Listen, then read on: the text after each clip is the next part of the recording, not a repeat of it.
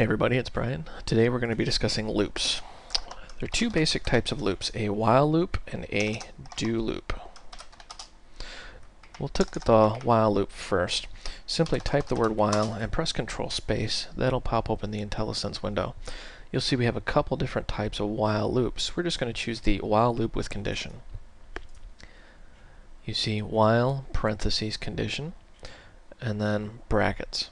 So that's our code block. Now remember, anything in parentheses is going to get examined first. So what's a condition? Let's just say int x equals 0. And we're going to say while x is less than 10, do something.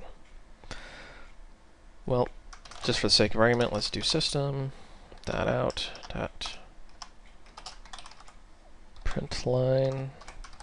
Just going to print the value of x out to the console window. And we are going to just run this, and I want to show you what happens. Anybody who's done this sort of thing before knows the mistake I just made. And you see it just keeps going and going and going. Well, we need to stop this program. Why does it just keep going? Well, x is always less than 10. We have to increment x. So we'll do x plus plus. That just takes the value of x and increments it by one number. Now when we run this, you'll see that it stopped at 9. Let me actually expand this window a little bit so you can see. 0, 1, 2, 3, 4, 5, 6, 7, 8, 9.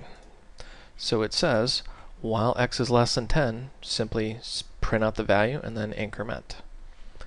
That's your basic while loop. And you can do other things, like you can say while x is less than or equal to, or while x is not equal to 10. Whoops. No. You can do all sorts of things. But that was a mega fail.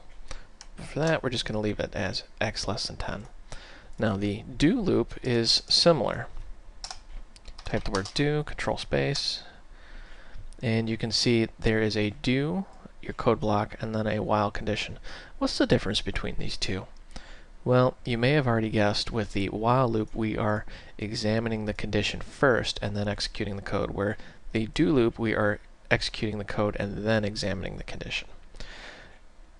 In other words, in plain English, if you want it to execute once, no matter what, do a do loop. So for this, we're just going to print out the value of x, going to decrement it, whoops, and we're going to say while x is greater than 0. Now, we're going to run both of these, and what you're going to see is that it will increment x and then decrement x. And you see, sure enough, 0 through 10, and then 9 through 1.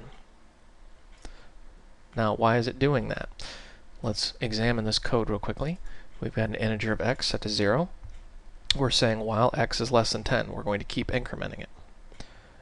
Once it hits 10, this condition is no longer true, and it will jump down here and execute this statement. Just for clarity's sake, let's put in a print line just so you can see what's happening. We're just going to say, moving on.